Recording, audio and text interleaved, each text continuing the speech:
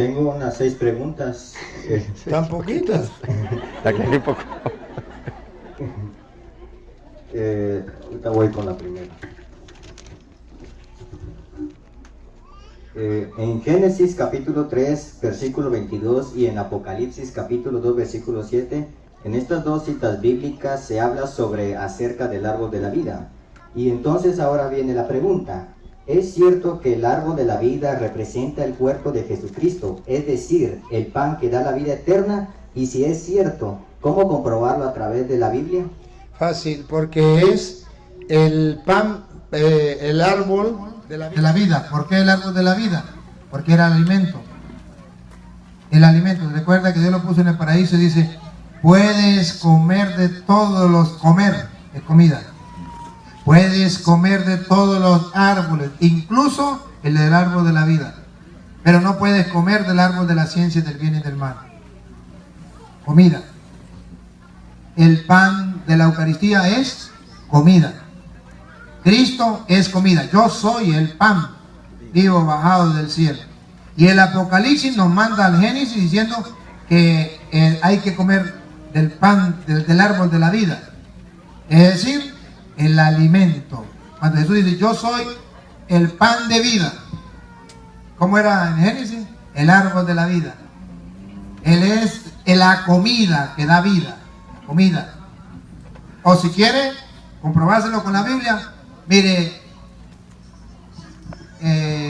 Juan 6:26. Juan 6:26. Usted verá más claro entonces para que compare las dos cosas. Jesús les contestó. Jesús, para la respuesta. Jesús le contestó: en verdad les digo. En verdad les digo.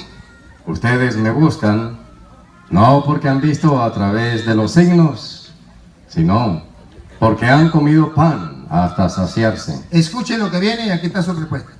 Trabajen. Trabajen.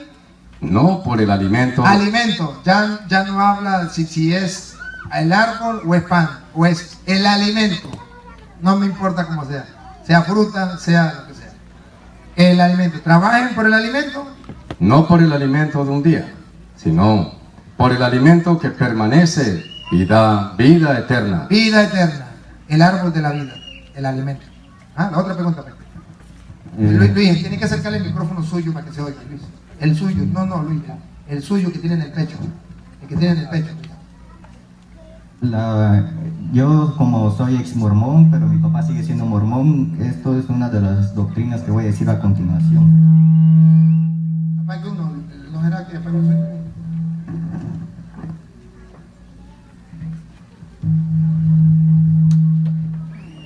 Según la doctrina mormona, enseña que nosotros también podemos llegar a ser como Dios, nuestro Padre Celestial. Y para demostrarlo presenta unas citas bíblicas, por ejemplo, Salmo capítulo 58, versículo 6 dice: yo dije, vosotros sois dioses, y todos vosotros hijos del Altísimo. Lucas capítulo 12, versículo 44 dice: en verdad os digo que le pondrá sobre todos sus bienes. Romanos capítulo 8, versículo del 16 al 17 dice: el Espíritu mismo da testimonio a nuestro espíritu de que somos hijos de Dios, y si hijos, también herederos, herederos de Dios y coherederos con Cristo, si es que padecemos juntamente con Él, para que juntamente con Él seamos glorificados.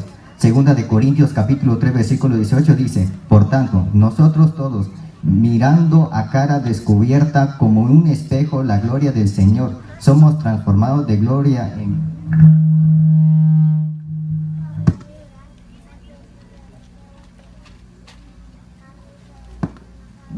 gloria en la misma imagen, como por el Espíritu del Señor. Y primera de Juan capítulo 3 versículo 2 dice: amados, ahora somos hijos de Dios, y aún no se ha manifestado lo que hemos de ser, pero sabemos que cuando Él se manifieste, seremos semejantes a Él, porque lo veremos tal como Él es. Hágame la pregunta clara como quiere, según la cita es esa. Póngale el micrófono. Según lo que me han contado en la iglesia mormona, de lo que he aprendido, es que nosotros podemos llegar a ser Dios. Una cosa es que usted y yo lleguemos a ser como Dios, y otra cosa es que seamos Dios. Si los mormones enseñan que nosotros vamos a llegar a ser como Dios, eso está escrito. Y ya lo leyó, 1 Juan 3, del 2 en adelante, vamos a ser como Dios. Pero dice, todavía no sabemos cómo vamos a ser. Dice, sí, léalo completo, Luis. Amados, a pesar de que ya somos hijos de Dios. Somos hijos de Dios. Lo que sí tenemos seguro es que ya somos hijos de Dios. No somos Dios, somos hijos de Dios. Siga. No se ha manifestado todavía lo que seremos. Ahorita sabemos que somos hijos de Dios, pero lo que seremos no se ha manifestado todavía. Siga. Pero sabemos que cuando Él aparezca en su gloria, seremos semejantes a Él. Seremos semejantes a Él, ¿por qué? Porque el Génesis dice, 1:26, fuimos creados a su imagen y semejanza. Entonces no significa que vamos a ser nosotros otro Dios. Seremos como Dios porque fuimos creados a su imagen y semejanza. Porque lo veremos tal como es. Porque lo veremos tal como es. Sí somos hijos de Dios, pero hay una diferencia entre Jesús, hijo de Dios, que es Dios. Jesucristo es hijo de Dios y es Dios. Usted y yo somos hijos de Dios y no somos Dios. ¿Cuál es la diferencia? Juan 1:18. Jesucristo es hijo unigénito, único, legítimo, de la misma naturaleza que el Padre. Juan 1:18. Vamos a escucharlo.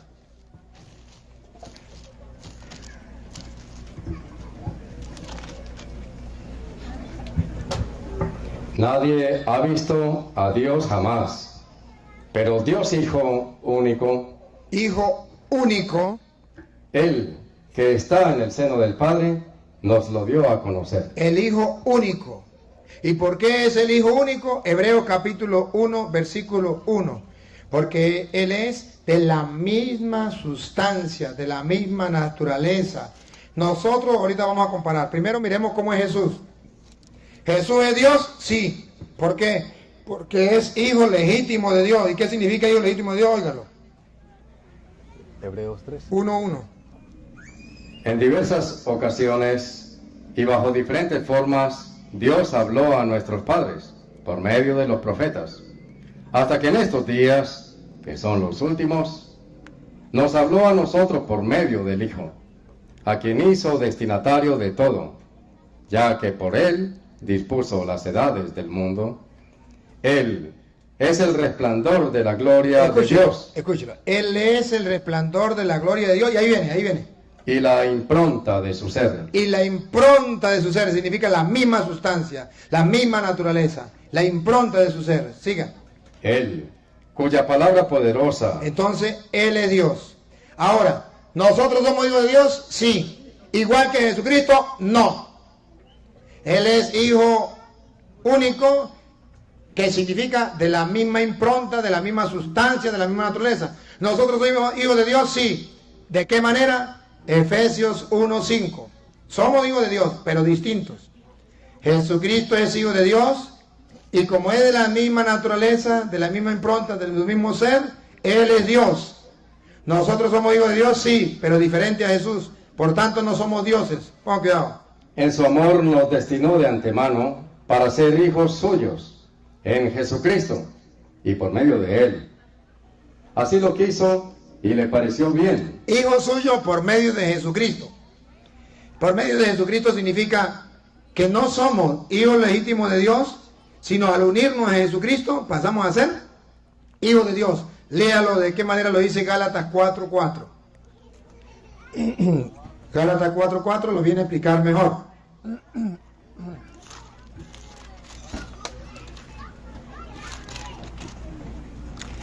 La diferencia es que nosotros somos hijos adoptivos de Dios.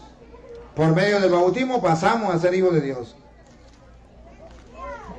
Gálatas 4:4. Pero Cuando llegó la plenitud de los tiempos, Dios envió a su Hijo. Jesús es el Hijo único de Dios, legítimo, de la misma sustancia, de la misma naturaleza. Siga. Que nació de mujer y fue sometido a la ley, con el fin de rescatar a los que estaban bajo la ley, para que así recibiéramos nuestros derechos como hijos. Ustedes ahora son hijos, y como son hijos... recibimos los derechos de ellos, no éramos hijos, ahora sí somos hijos, entonces somos hijos adoptivos, recibimos los derechos de hijos, eso significa hijo adoptivo. Cuando se adopta, recibe los derechos de hijo. Somos hijos adoptivos de Dios. Entonces, ¿cuál es el error de los mormones? Decir que somos Dios. Es un error. Ahora, la doctrina de la iglesia. Nosotros no somos Dios. Somos creados a imagen y semejanza de Dios. Y seremos como Dios. Y seremos como Dios no significa que seremos otro Dios.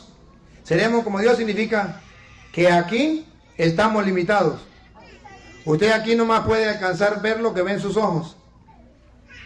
El entendimiento no le alcanza para agarrar más. Cuando seremos como Dios, por ejemplo, los santos.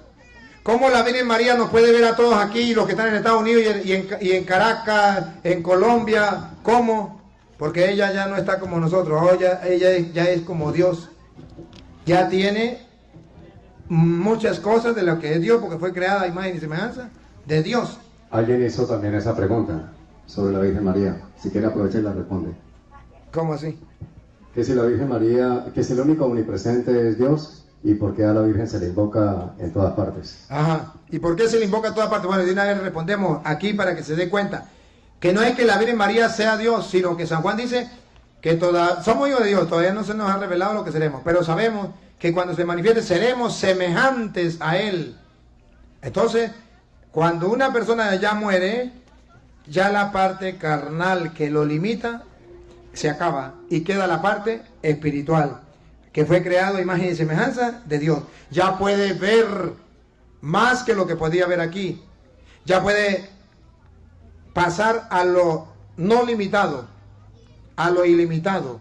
Como dice Primera de Corintios, capítulo 13, versículo 8. ¿Por qué la Virgen María puede vernos a todos? ¿Por qué no puede escuchar a todos?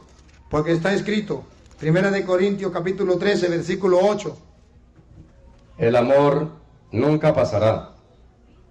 Las profecías perderán su razón de ser. Callarán las lenguas. Y ya no servirá el saber más elevado.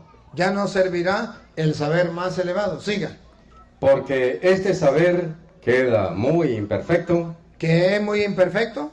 Y nuestras profecías también son algo muy limitado. Son limitados. Mientras estamos aquí en la tierra, todo es limitado. Ahora vamos a ver cuando la persona ya pasa a la presencia de Dios. Dale. Y cuando llegue lo perfecto... Cuando llegue lo... Observen. Esto es lo que los protestantes no saben. Que va a llegar lo perfecto. Mientras estamos aquí, es limitado. Pero llegará lo perfecto. Cuando llegue lo perfecto... Lo que es limitado desaparecerá. Lo que es limitado, el pensamiento, lo que es limitado, la capacidad de conocer, la capacidad de ver a las demás, lo que es limitado, los sentidos, desaparecerá. Repítalo. Y cuando llegue lo perfecto, lo que es limitado desaparecerá. Cuando era niño, hablaba como niño. Cuando era niño, está comparando los seres humanos. Cuando están en la tierra, son como niños. Hablan como niños. Pensaba y razonaba como niño. Piensa, razona como niño. Pero cuando me hice hombre... Entonces cuando pasa la etapa, pasa la vida eterna, es como cuando es hombre. Dejé de lado todas las cosas de niño. Todas las cosas del mundo se quedan a un lado. Así también en el momento presente... Vemos las cosas como en un espejo. Vemos las cosas como en un espejo. Confusamente. Confusamente. Pero entonces las veremos cara a cara. Ahora conozco en parte. Ahora conozco en parte. Pero, veo solamente a los que están aquí. Conozco en parte. Pero entonces conoceré como soy conocido. Conoceré como Dios me conoce a mí, como soy conocido. Así como Dios me mira y nos mira, así yo también miraré. Seremos semejantes a Él. Entonces, en la Iglesia Católica nos dice que nosotros vamos a ser como Dios. No Dios, sino como Dios, porque Él nos creó a su imagen y como es Dios, Espíritu. Vamos a ser como Él, Espíritu. ¿Cómo es Dios? Que Dios ya en espíritu puede estar donde Él quiera, que Él puede contemplarlo todo, no hay ningún problema. Pero no seremos Dios, seremos como Dios. En castellano, a imagen y semejanza de Dios. La habilidad es esa. ¿Cuál es la diferencia? La diferencia es que si yo digo que yo soy Dios, no necesito de Dios porque yo soy Dios. ¿Para qué voy a buscar a Dios? Yo soy Dios. Esa es la diferencia. Okay, y si yo no soy Dios, si no voy a ser como Dios, entonces voy a buscar a Dios para ser como Él. Bien. ¿Otra? Entonces, Dios no es de carne ni hueso. Porque al menos mi papá me decía que a imagen y semejanza significa que el ser humano fue hecho igual a Dios. Puede ser imagen y semejanza. Al menos eso decía. Imagen y semejanza significa que Dios es espíritu y usted y yo también tenemos un espíritu como Dios.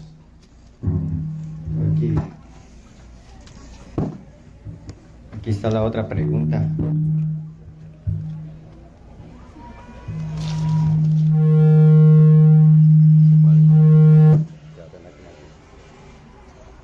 Está apagado.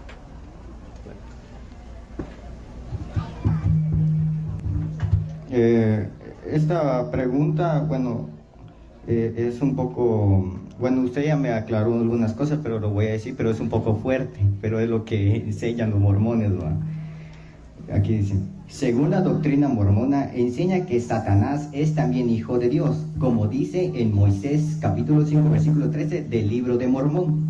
Pero además, la doctrina mormona enseña que Luzbel, o sea, el nombre original de Satanás, enseña que Luzbel existió antes de que fuera creado Jesucristo por el Padre Celestial.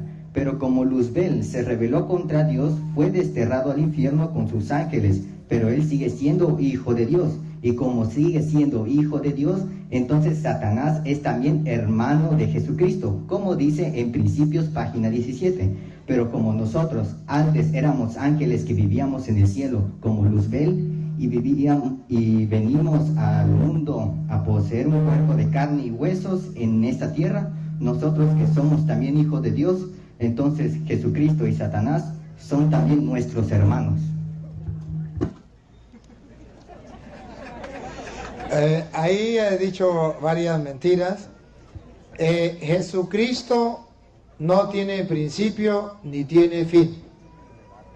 Por eso usted verá que en Hebreos 7 dice que Él es sacerdote de la manera de Melquisedec, que no se conoce su principio ni su fin. Y Él dice, yo soy el alfa y el omega. Entonces, cuando Él dice que Satanás fue creado antes de Cristo, es una mentira. Jesucristo ha existido desde siempre y para siempre. Él es Dios. Y si Jesucristo hubo un tiempo que Él no existió, entonces no es Dios. Eso es un error muy grande.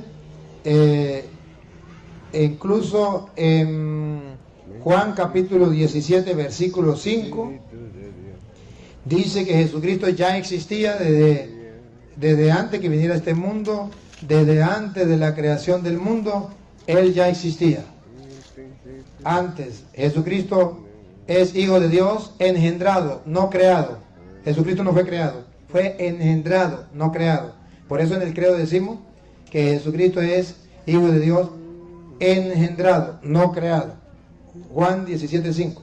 Ahora, Padre, dale junto a ti la misma gloria Que tenía a tu lado antes que comenzara el mundo. Antes de la creación, ya Jesucristo existía. Es Dios. Mentira. Ahora, que el diablo era un ángel Luzbel y Dios creó? Sí. Sí. Es criatura. El diablo es criatura de Dios, pero no es hijo de Dios. No es hijo de Dios. Es criatura de Dios. Muy distinto a ser hijo de Dios. Jesucristo es hijo de Dios, pero no es criatura de Dios. El diablo es criatura de Dios, pero no es hijo de Dios. Nosotros, sin bautizo, somos criatura de Dios, pero no somos hijos de Dios. Cuando nos bautizamos, pasamos a ser hijos de Dios. Vamos a verlo. San Juan capítulo 3, versículo 5. Cuando nosotros nos bautizamos, pasamos a ser hijos de Dios, porque nacemos de nuevo.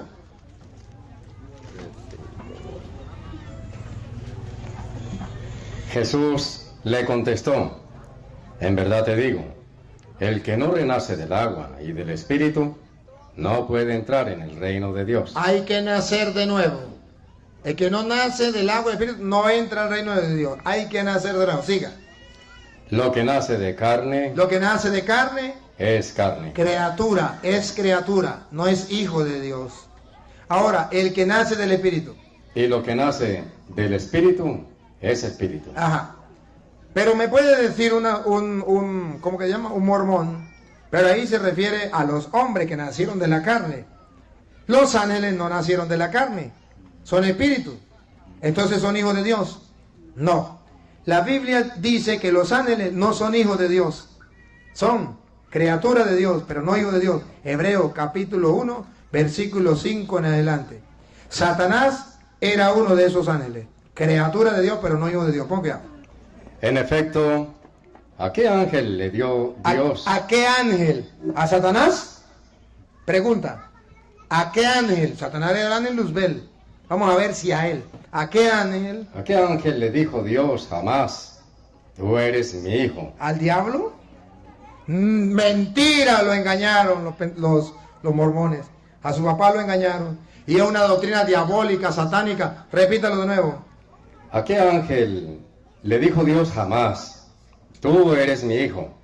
Y entonces los mormones dicen: al ángel Luzbel. A Petronilo le patina el coco, le patina el coco. La Biblia dice que ningún ángel es hijo de Dios, ningún ángel. Siga. Yo te he dado la vida hoy. ¿Y de qué ángel dijo Dios: yo seré para él un padre? ¿Para qué ángel? ¿A Satanás? Yo seré para él un padre. ¿Y él será para mí un hijo? Eso no lo ha dicho Dios, eso lo dicen los mormones mentirosos. Pero eso no lo dijo Dios. Siga. Al introducir al primogénito en el mundo, ahora sí, con Jesucristo, vamos a ver. Dice que lo adoren todos los ángeles del cielo. Es Dios, hasta Satanás lo tiene que adorar. Por eso Jesús le dijo: al Señor tu Dios tendrás que adorar. Ahí está la respuesta. ¿Más? Sí. Una más. Dos. Vale, sigue. Según lo que dice, no encontré la cita bíblica, pero hay una parte de la Biblia donde dice que en la casa de mi padre, dice Jesús, hay muchas mansiones. Juan 14, 1 en adelante. Dice que se refiere a de que son muchos mundos, y cuando íbamos a ser Dios, vamos a poseer un mundo cada uno. A Petronilo le patina el coco, se lo voy a mostrar con 2 de Corintios, capítulo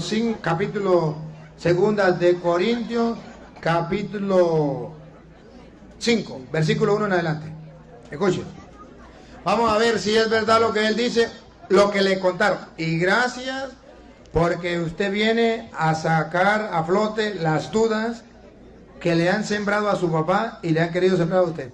Pero escuchen que no es como le dicen a ellos. San Pablo lo viene a explicar en 2 de Corintios capítulo 5, versículo 1 en adelante. Dale. Sabemos. A ver.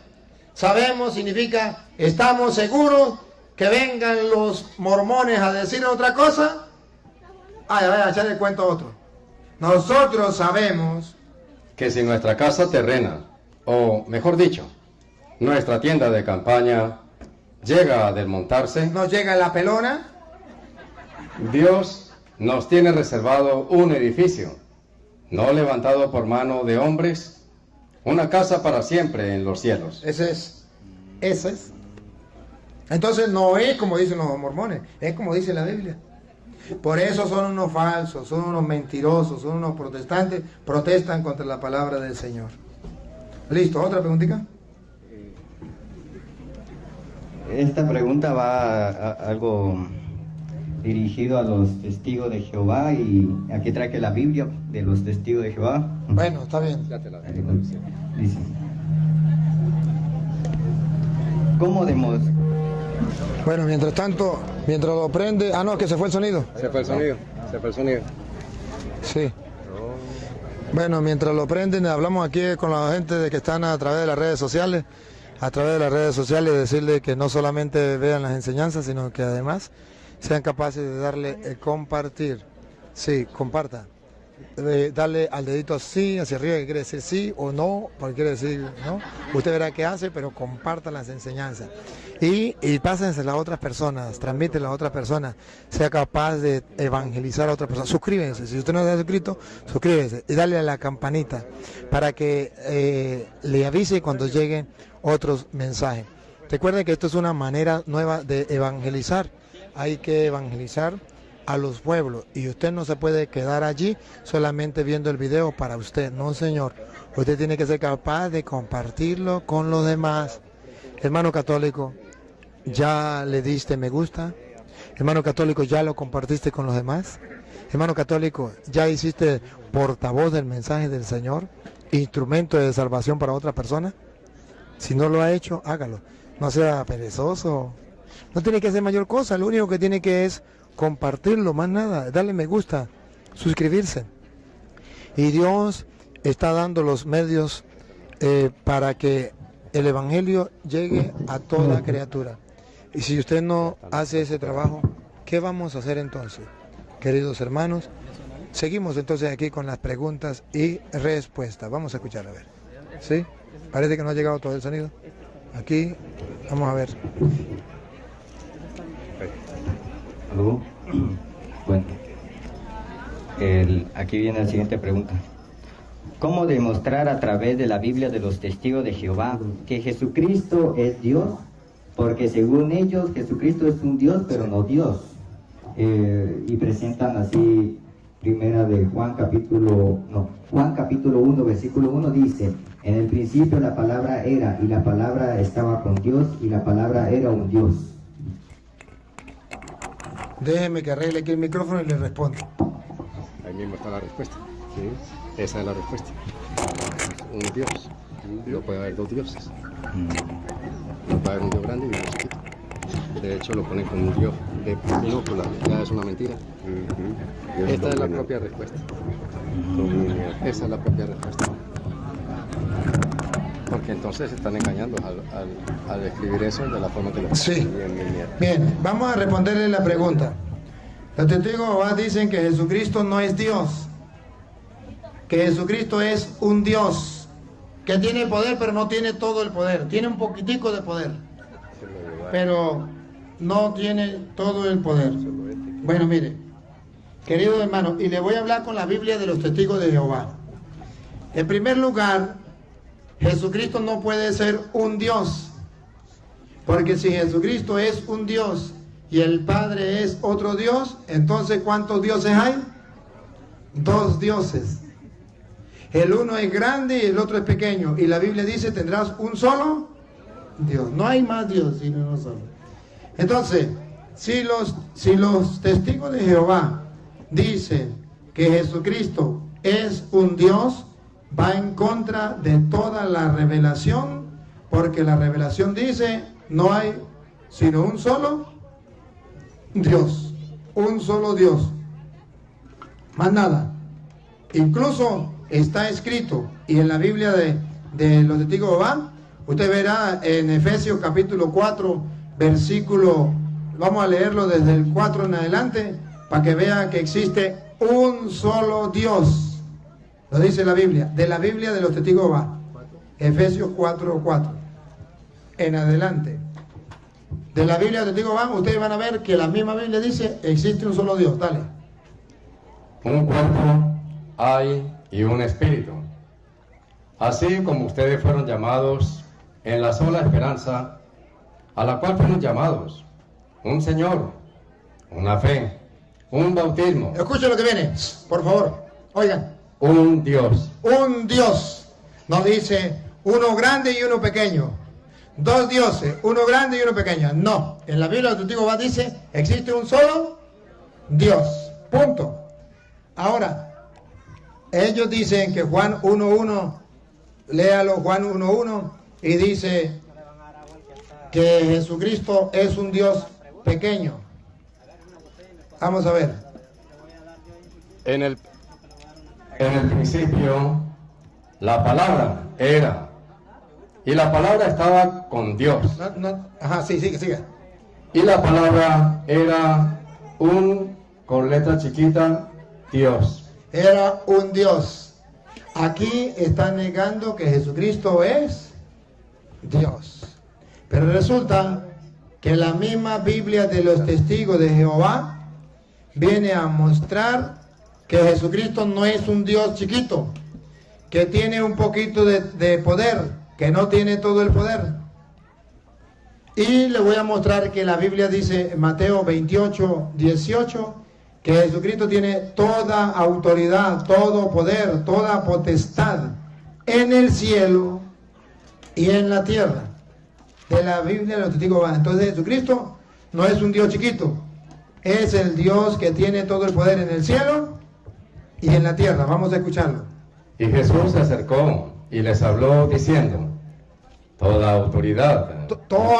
autoridad me ha sido dada en el cielo y sobre la tierra. Es Dios, el único que tiene toda, no dice un pedacito de autoridad, un poquito de autoridad, dice toda significa toda. Que el testigo va a diga, no, ahí dice un poquito de autoridad, repítalo, de la Biblia del testigo va. Y Jesús se acercó y les habló diciendo, toda autoridad me ha sido dada en el cielo y sobre la tierra. Esto significa que Jesús es Dios. ¿Cómo lo sabemos? Tiene toda la autoridad en el cielo y en la tierra. Otra manera, para mostrarle que Jesús es Dios, de la Biblia de los Testigos de Jehová, Juan 20:28. Juan 20:28. Y usted verá que Jesucristo es Dios. Óigalo. En contestación, Tomás le dijo, mi Señor y mi Dios. Ahí está. Jesucristo es mi Señor y mi Dios, de la Biblia de los Testigos de Jehová. Ahora, no sé cómo dice Colosenses 2:9. Vamos a ver cómo dice ahí. Colosenses 2:9. De repente diga lo mismo que la de nosotros, pero como ellos cambian, puede ser que haya distinto, pero vamos a escucharlo.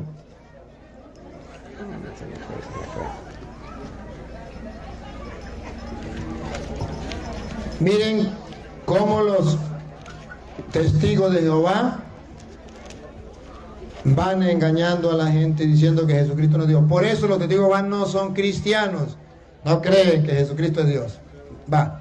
Porque en Él...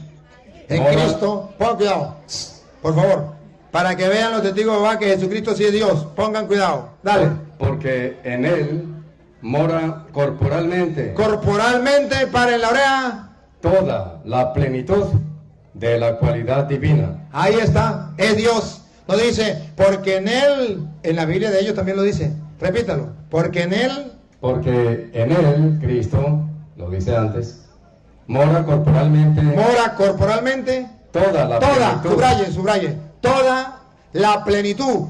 Subrayen la palabra toda y subrayen la palabra plenitud. Toda la plenitud. De la cualidad divina. De la cualidad divina. Él es Dios, no poquito. Toda la cualidad, toda la plenitud. Ahí está la respuesta. Y Romanos 9:5 también lo dice. Eso en la de ellos no la dice igual. Con los 2 puntos. No, en la de ellos no.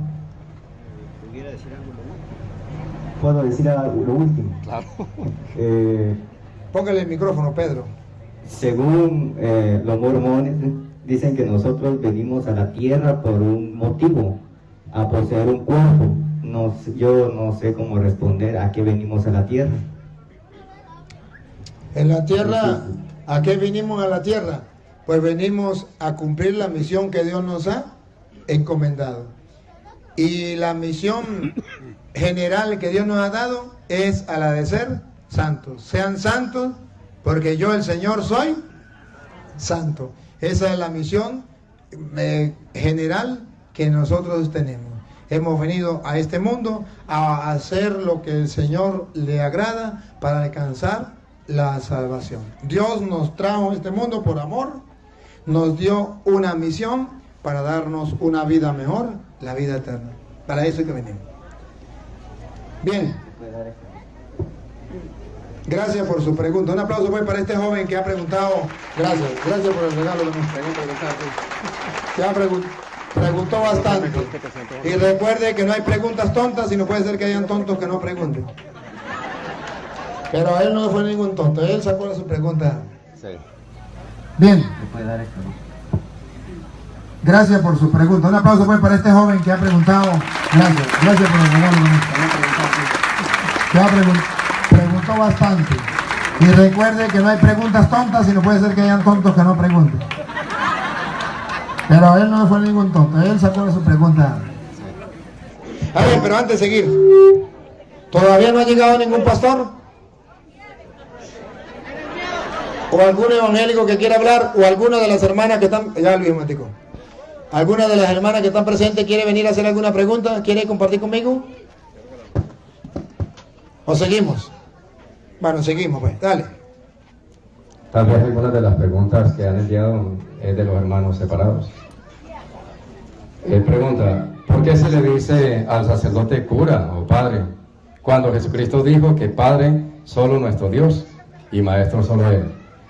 Bien, vamos a tratar de explicarlo. Mateo capítulo 23, versículo 9, es la cita que dicen los protestantes: a nadie llame Padre sobre la tierra, porque la Biblia prohíbe llamar Padre al sacerdote. No, hermanos, no. Hoy yo quiero mostrarle a ustedes con la Biblia que la Biblia no prohíbe que yo le diga Padre al sacerdote. La Biblia prohíbe otra cosa muy, pero muy distinta. Vamos a escucharlo. No llamen Padre a nadie en la tierra. No llamen Padre a nadie en la tierra. Esta es la cita que agarran los protestantes. Y si usted no analiza la Biblia y no analiza el texto con el contexto, usted queda perdido. Dice alguien que leer el texto sin el contexto es un pretexto. Es necesario leer el texto completo. ¿Por qué? ¿Por qué Jesús dice a nadie llamen Padre sobre la tierra? Y vamos a analizar, porque si dijera a nadie llame Padre porque Dios es el Padre y ustedes son hermanos, entonces no pueden llamar a nadie Padre, sería otra cosa. Pero ustedes verán, a ver, hay mucha gente hablando. Hay mucha gente hablando. Y cuando la gente habla, a mí se me quitan las ganas de hablar. Y cuando la gente oye, a mí me dan ganas de hablar. Vamos a escuchar. A nadie llame Padre sobre la tierra. Ustedes van a ver por qué la Biblia dice que a nadie debemos llamar Padre sobre la tierra. Lo que dicen los protestantes, porque nosotros somos todos hermanos. Mentiras. Ahí no dice a nadie llame Padre porque nosotros todos somos hermanos. Pongo que lean otra vez. No llamen Padre a nadie en la tierra, porque ustedes tienen un solo Padre, el que está en el cielo. Tampoco se dejen ustedes. Mire, no dice porque ustedes son hermanos, como dicen los protestantes, es que todos somos hermanos, entonces no. Ahí no dice a nadie llame Padre porque ustedes son hermanos. ¿Sabe dónde dice porque ustedes son hermanos? Arriba, en el versículo 8, cuando dice a nadie llame Maestro. Pongo cuidado. Lo que es ustedes, no se dejen llamar Maestro, porque no tienen más que un Maestro, y todos ustedes son hermanos. Ya que me asustaron aquí. Otra vez me asustaron. Lo que es ustedes, no se dejen llamar maestro, porque no tienen más que un maestro. Maestro, ponga cuidado, maestro. ¿Y ustedes son? Y todos ustedes son hermanos. No dice que son hermanos cuando dice que tienen un solo padre. Dice que son hermanos cuando dice, ustedes no se deben llamar maestro porque ustedes son todos hermanos. Entonces, no está hablando de que yo no puedo llamar al sacerdote padre porque todos somos hermanos. No. Analicen desde el comienzo hasta el final. Por ejemplo, después de que termina el 9, el 10, lea el 11 para que ustedes vean cómo dice el 11. El más grande entre ustedes se hará el servidor de todos, porque el que se pone por encima será humillado, y el que se rebaja será puesto en alto. Ahora, analicemos eso. ¿Por qué dice eso después de que dice a nadie llamen padre, no se deben llamar maestro? Y dice que usted no puede creerse más que los demás, porque el que se pone por encima de los demás será humillado, y el que se humilla será enaltecido. Alguna enseñanza está dando Jesús. Se la voy a decir y lo vamos a analizar.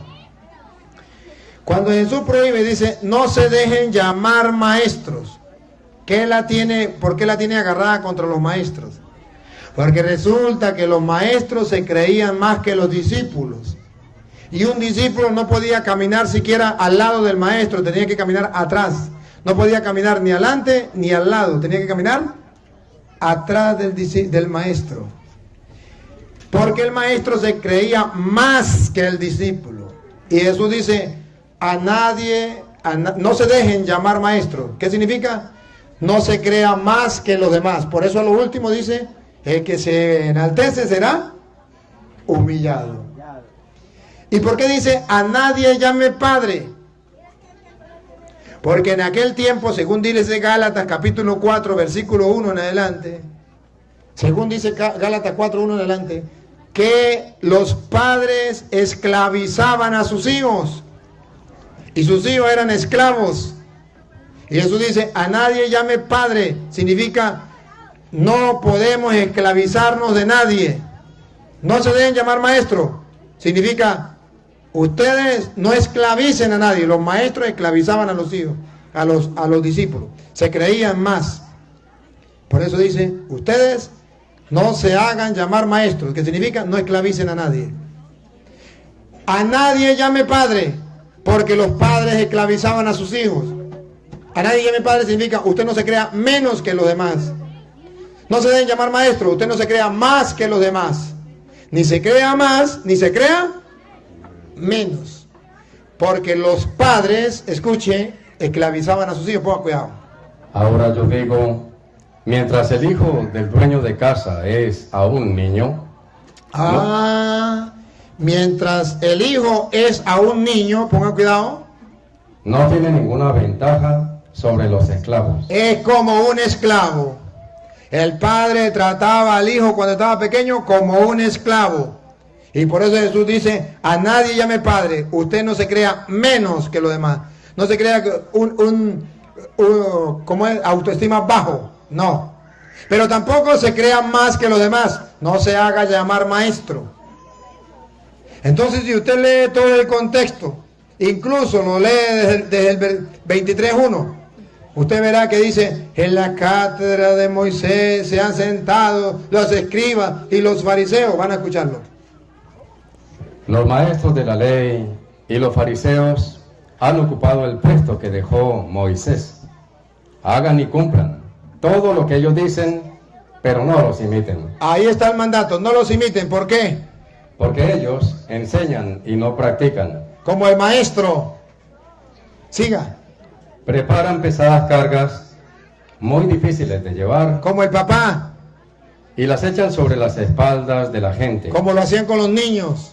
Pero ellos ni siquiera levantan un dedo para moverlas. Entonces, si usted observa qué es lo que Jesús está diciendo, que no hagan como los maestros, que dicen una cosa, pero hacen.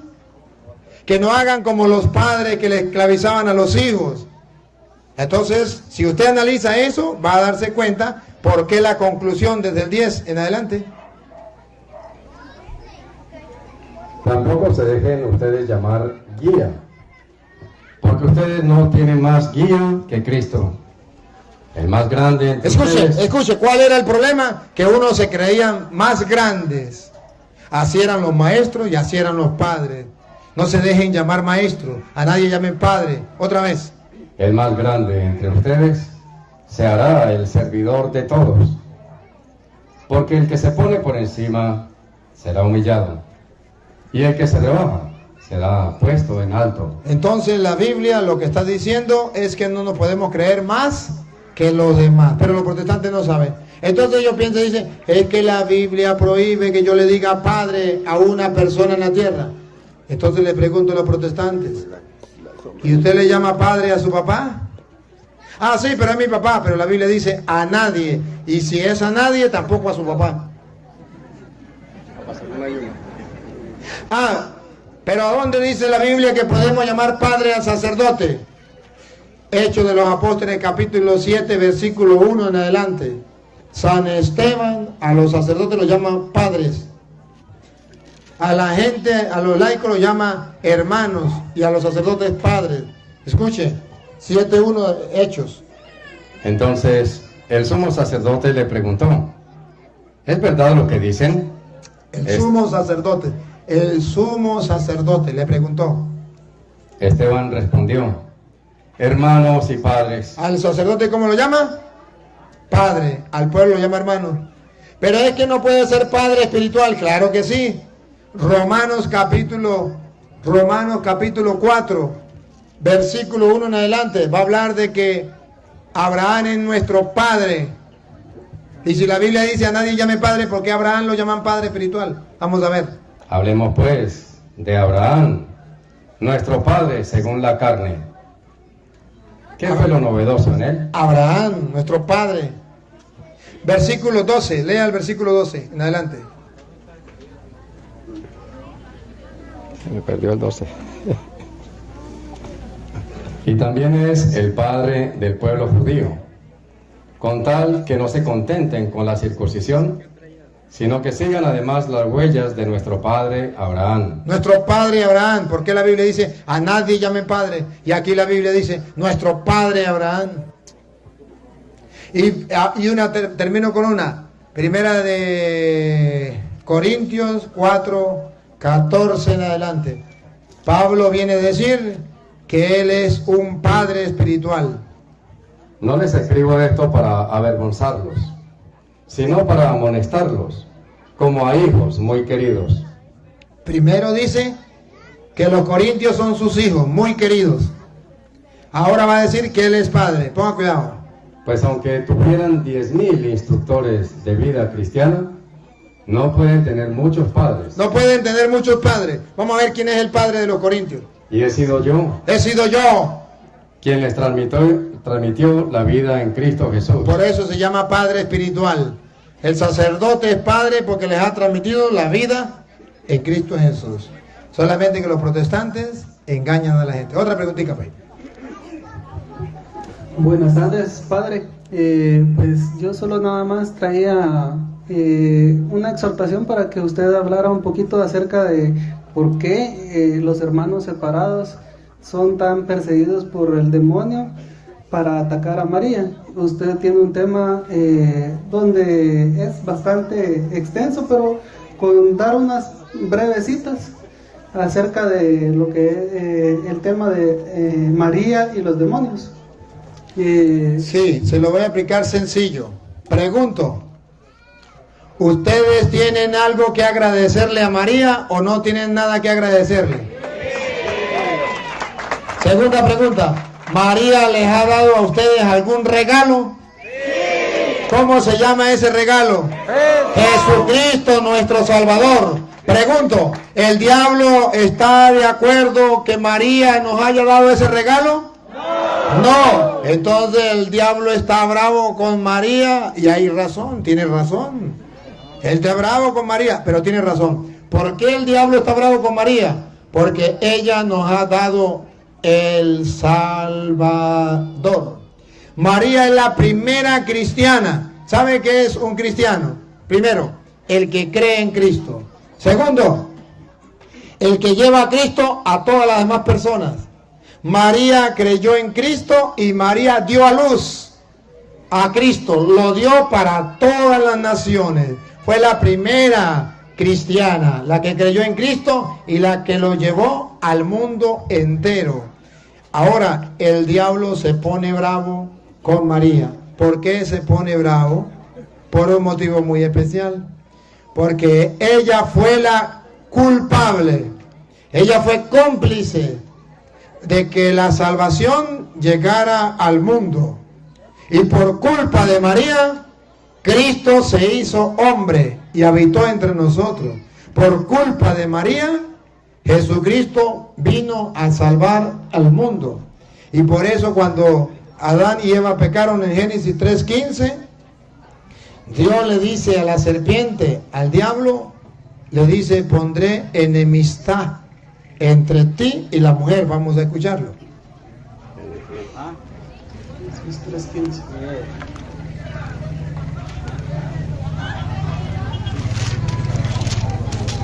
Génesis 3:15. Haré que haya enemistad entre ti y la mujer. Aquí Dios dice claro. Dios dice, siempre habrá enemistad entre el diablo y la Virgen María. La mujer. No, pero esa no era la Virgen María. Ah, no era la Virgen María. Siga.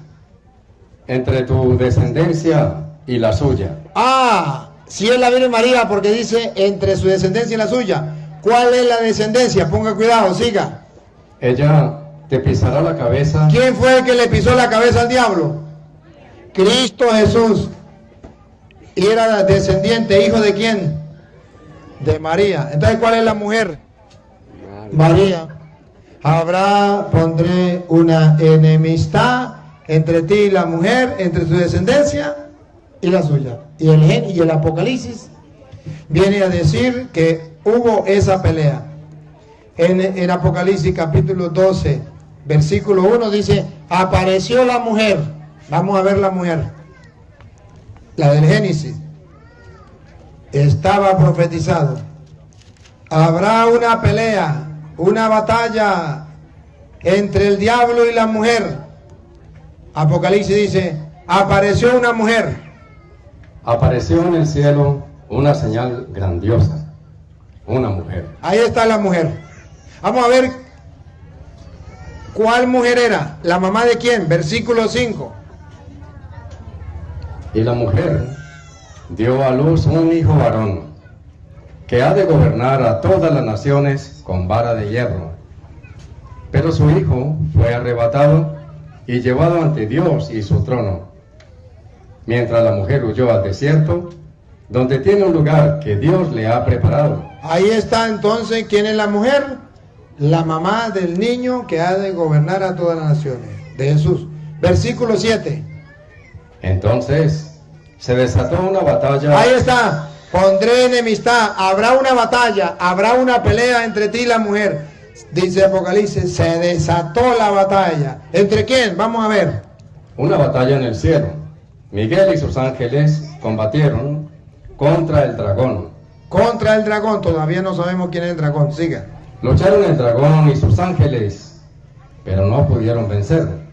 Y ya no hubo lugar para ellos en el cielo. El dragón grande, la antigua serpiente. Aquí está.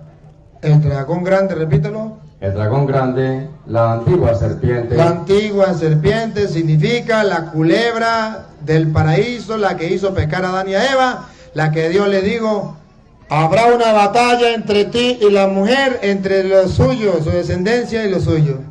Y aquí dice la Biblia que se enfrentó esa batalla. El dragón, la antigua serpiente, vamos a ver cómo lo llama la Biblia, repítalo. El dragón grande, la antigua serpiente, conocida como el demonio. Ahí está claro. O Satanás. Es conocida como el demonio o Satanás. Fue expulsado. El seductor del mundo entero fue arrojado a la tierra y sus ángeles con él.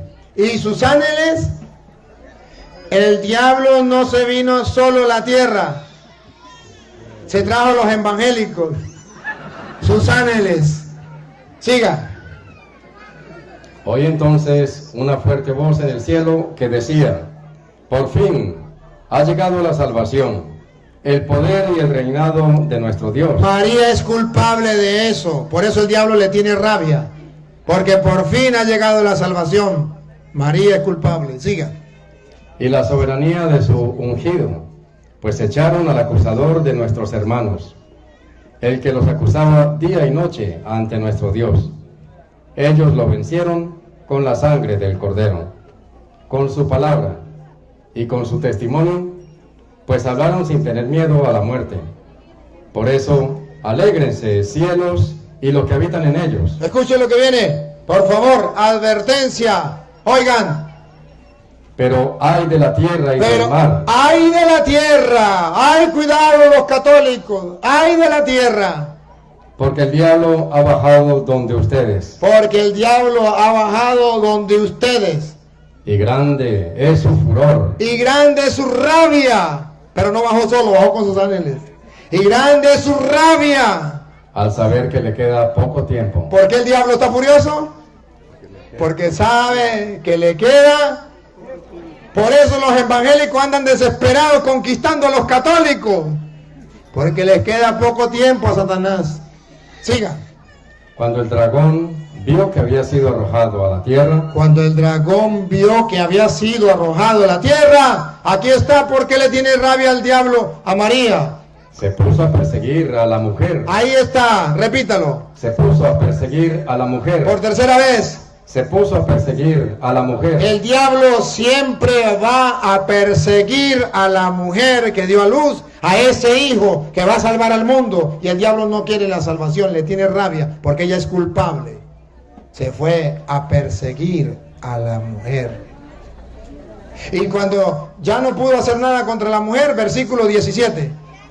Entonces, el dragón se enfureció contra la mujer y se fue a hacer la guerra al resto de sus hijos. No solamente le hace la guerra a la mujer, sino también a los hijos. No solamente le hace la guerra a la Virgen María, sino también a los católicos. Por eso usted verá que los protestantes le tienen rabia a los católicos y los maldicen y anda que la Iglesia Católica es la gran prostituta y que María es una cualquiera. Porque el diablo y sus ángeles han venido a la tierra a hacerle la guerra a la mujer y también a sus hijos. Bien. Ya. Otra preguntita. Gracias, padre. Pues el tema es más extenso, ¿verdad? Porque también habla acerca, en el Antiguo Testamento habla sobre que esta mujer también es comparada con el arca de la Antigua Alianza. Y para eso usted tiene algunos otros temas, pero eso no sé si usted lo quiera. Sí, no, porque vamos a pregunta y respuesta. No, Okay. no voy a tomar un tema. Y por último, nada más una pequeña acotación para las hermanas. Ya se habló un poco acerca del tema de Jehová y pues históricamente también hay, y aquí está el padre para que él lo confirme, ¿verdad? El nombre Jehová es un nombre masorético, si no estoy mal, del siglo V. Entonces es el tetragramatón YHWH, y estos judíos que ya vivían en Hispania en el siglo V, ellos comenzaron a buscar letras vocales a este tetragramatón y llegaron a este nombre Jehová. Entonces usted me podrá decir si es afirmativo o no. Sí, así es. Siguiente pregunta. Muy buenas tardes, padre. Me envían de atrás a hacerle la pregunta de por qué se ora por los muertos y también si existe el purgatorio. Yo sé que existe, pero me gustaría que usted dé una aclaración acerca de este punto, porque una vez en un velorio un pastor protestante dijo de que solo existe cielo e infierno. Bien, vamos a tratar que en la Biblia no aparece que solamente exista cielo e infierno. En la Biblia aparece cielo, aparece también infierno y aparece también un lugar donde las personas que no van ni para el cielo ni para el infierno van a pagar lo que han hecho. Y esto lo llamamos nosotros purgatorio. ¿Por qué se confunden los protestantes? Porque los protestantes buscan una cita donde habla del cielo. Dice, ve, la Biblia habla aquí del cielo. Buscan una cita donde habla del infierno. Y dice, mire, aquí la Biblia solamente habla del cielo y el infierno. Pero no buscan la cita donde habla del purgatorio. Y hoy yo se lo voy a mostrar. En San Mateo capítulo 5, versículo 25, ahí nos habla del purgatorio. Pero no busquen la palabra purgatorio. Van a buscar que una persona cuando se muere en pecado, que no es pecado mortal, no va a ir al infierno como dicen los protestantes. Pero tampoco va a ir al cielo. Va a ir a una cárcel, y esa cárcel la llamamos purgatorio, a pagar hasta el último centavo. Escúchelo. Trata de llegar a un acuerdo con tu adversario mientras van todavía de camino al juicio. ¿O prefieres que te entregue al juez y el juez a los guardias? El juez es Dios. Siga. Que te encerrarán en la cárcel. Aquí está la cárcel. Te encerrarán en la cárcel. Vamos a ver si esa cárcel es el cielo, o si esa cárcel es el infierno, o si hay otro lugar que no sea ni el infierno ni el cielo. Te entregarán a la cárcel. En verdad te digo, no saldrás de allí hasta que hayas pagado hasta el último centavo. En esa cárcel saldrá después que haya pagado el último centavo. Pregunto, ¿esa cárcel es el infierno? No, por un motivo, porque del infierno nadie sale. Y de esta cárcel sí sale. Segundo, ¿esa cárcel es el cielo? No, porque en el cielo no es una cárcel donde usted va a pagar. Los protestantes pónganle el nombre que quiera, pero aquí la Biblia dice, hay una cárcel donde usted va a pagar hasta el último centavo. Y si Jesús la compara con una cárcel donde usted va a pagar, entonces nosotros podemos rogar para que lo saquen de esa cárcel. Otra preguntita, pues. Padre, una hermana se acerca, esta pregunta no sé, se ve un poco extraña. La pregunta que hace es ¿por qué los hermanos evangélicos tienen más problemas? Pero yo he visto que también nosotros creo que también pasamos dificultades, ¿verdad? Todos tenemos problemas. Entonces, no. Gracias, Padre. Todos tenemos problemas. Mientras que hayan seres humanos, habrá problemas. Sí, eso no se escapa a nadie. Ahora, el cristiano, ¿cuál es la diferencia? Que dice Jesús, el que esté cansado y agobiado por los problemas, venga a mí y yo lo aliviaré. Entonces el cristiano va y se desahoga en Cristo. Eso sí es verdad. Bueno, aquí hay varias preguntas todavía. ¿Por qué los protestantes dicen que la piedra angular es Cristo? La piedra angular es Cristo. ¿Y quiénes son los que rechazan la piedra angular? Primera de Pedro, capítulo 2, versículo del 9 en adelante. ¿Quiénes son los que rechazan esa piedra? Si quieren lo lee el 7, por allí. A ver. Primera de Pedro 2, el 7, ¿qué dice? Ustedes que creen que recibirán honor. El 6. Dice la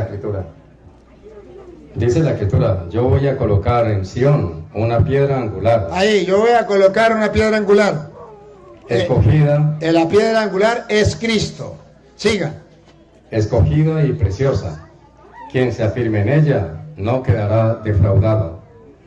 Ustedes, pues, que creen, recibirán honor.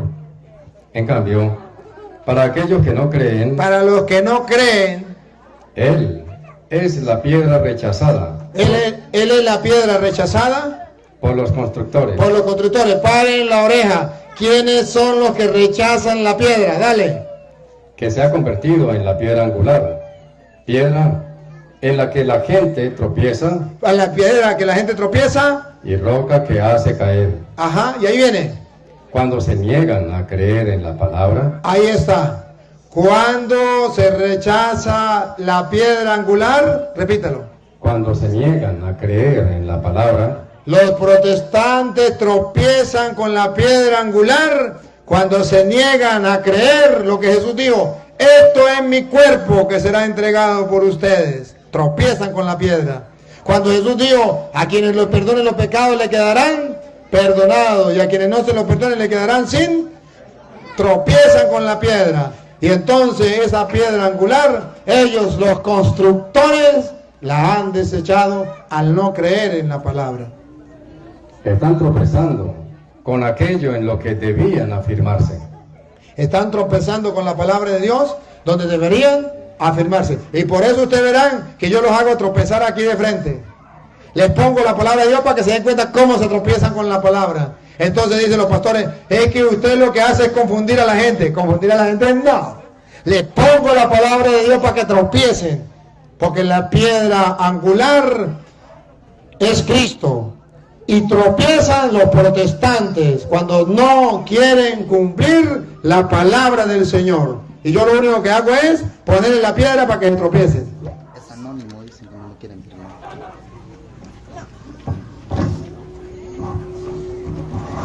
¿Cómo responderle a un protestante que Semana Santa hay que ayunar y respetar?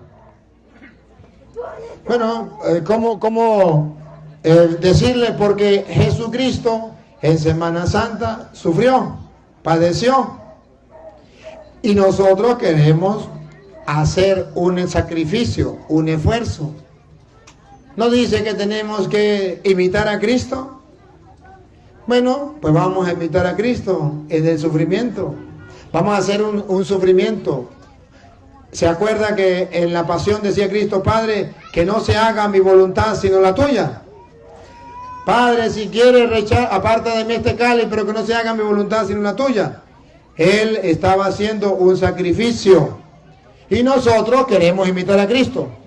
Queremos hacer la voluntad de Dios.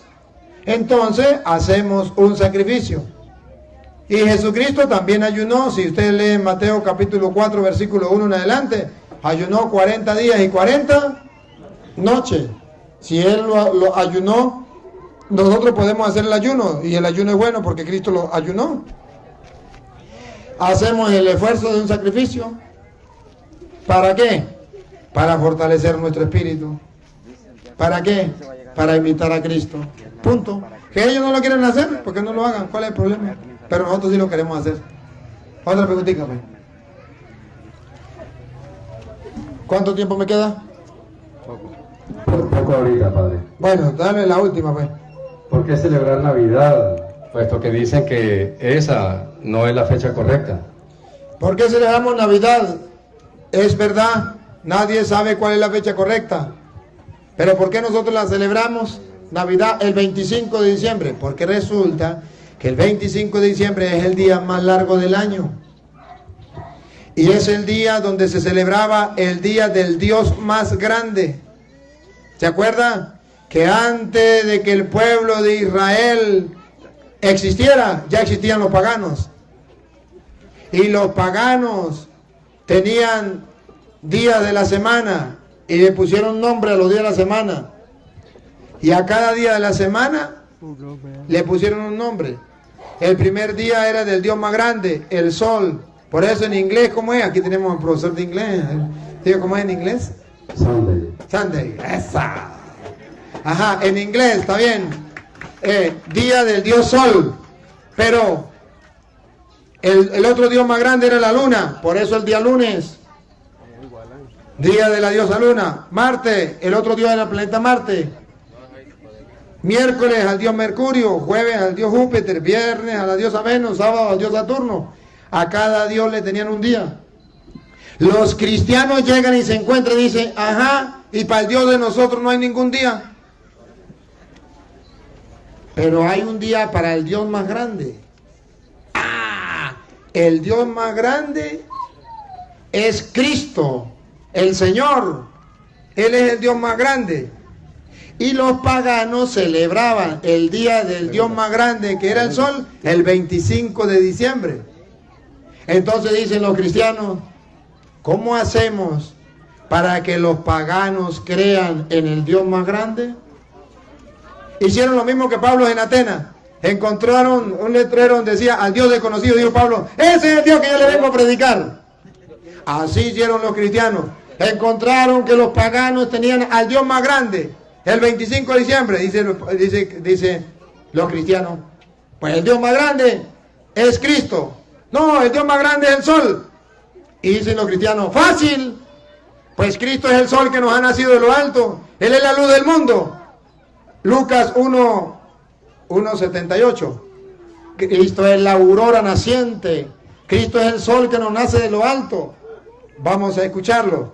¿Por qué nosotros celebramos el 25 de diciembre? Porque el 25 de diciembre es el nacimiento del Dios más grande. Y para nosotros el Dios más grande, ¿quién es?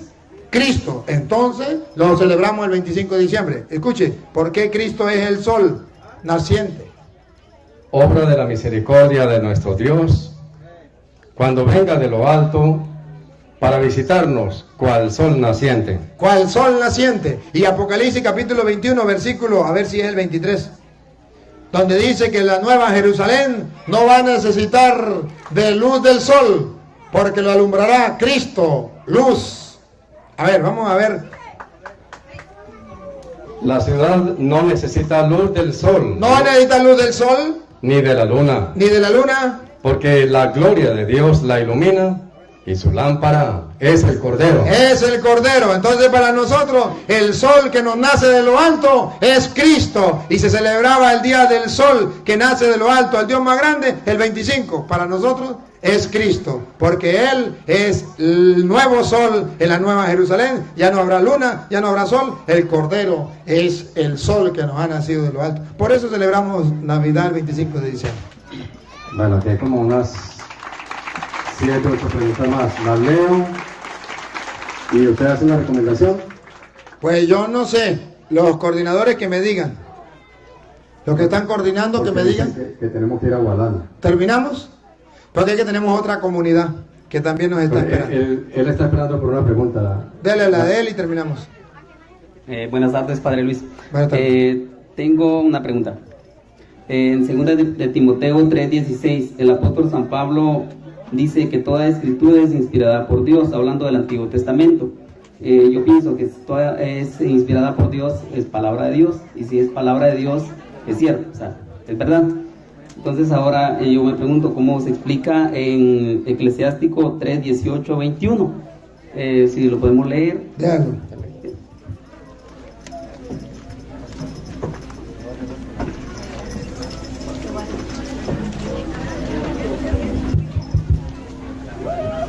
Algún día lo encuentro.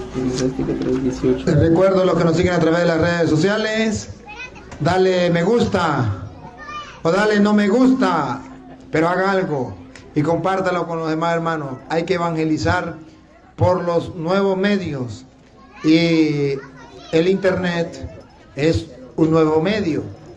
No sea perezoso, no le cuesta nada, solamente agarrar y enviarlo, punto, más nada, y ya. Así está evangelizando. Los que no se han suscrito y los que están aquí presentes, hay una página que se llama Padre Luis Toro, por internet, por YouTube. Benjamín, pásale la cámara ahí para que lo vean. Por ahí lo van a ver en el mundo entero. Ahí lo están viendo ustedes en el mundo entero. Saluden las cámaras, porque en el mundo entero los están viendo en el mundo entero. Pero usted cuando llegue a la casa, usted también busque Padre Luis Toro y ahí va a encontrar las enseñanzas que usted desea tener. Pero suscríbese, no se quede ahí como ahí espectador nomás. No, suscríbese y dale la campanita y compártala con los demás para que el mensaje llegue a todas partes, cada día más. Y si tiene algún evangélico amigo, mándeselo a los evangélicos. Claro que sí, ellos lo atacan a ustedes cada rato. Pues hagan ustedes también algo para defender la fe. Bien. Eclesiástico o Siracida 3:18. Mientras más grande seas, más debes humillarte. Así obtendrás la benevolencia del Señor. Porque si hay alguien realmente poderoso, ese es el Señor. Y los humildes son los que lo honran.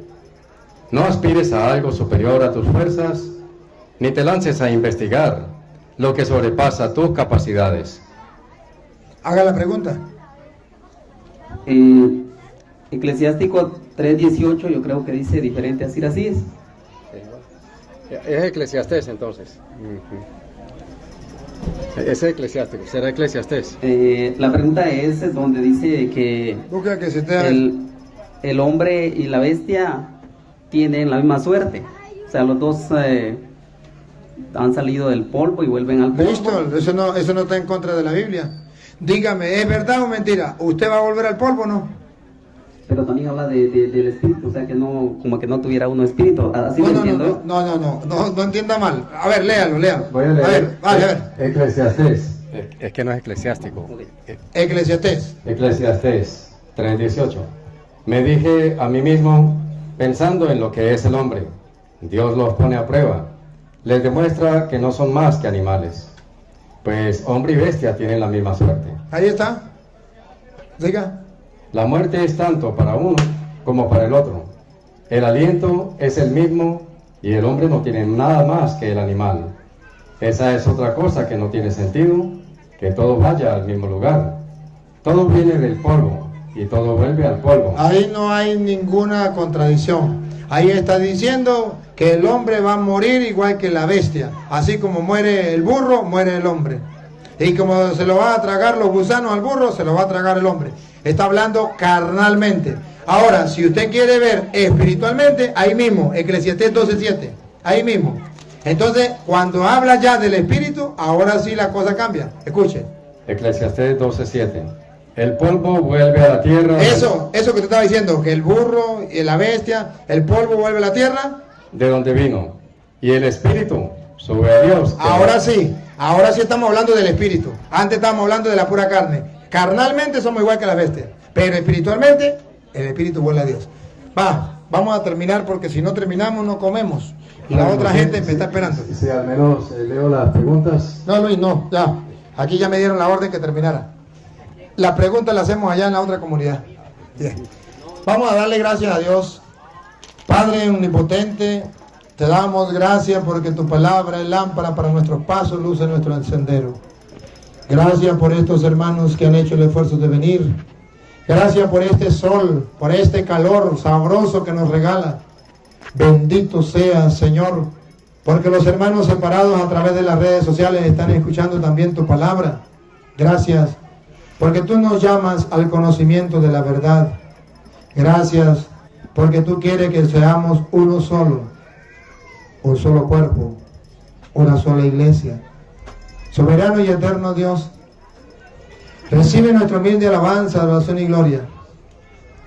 Gracias, porque hoy nos ha permitido fortalecernos en la fe, en la esperanza y el amor. Y a ti, oh Dios, que quiere que todos los hombres se salven y lleguen al conocimiento de la verdad. A ti sea la gloria, el honor, el poder, la adoración por los siglos de los siglos. Amén. El Señor esté con ustedes. La bendición del Dios Todopoderoso, Padre, Hijo y Espíritu Santo, descienda sobre ustedes y les acompañe para siempre. Amén. ¡Viva Jesucristo! ¡Viva la iglesia de Jesucristo!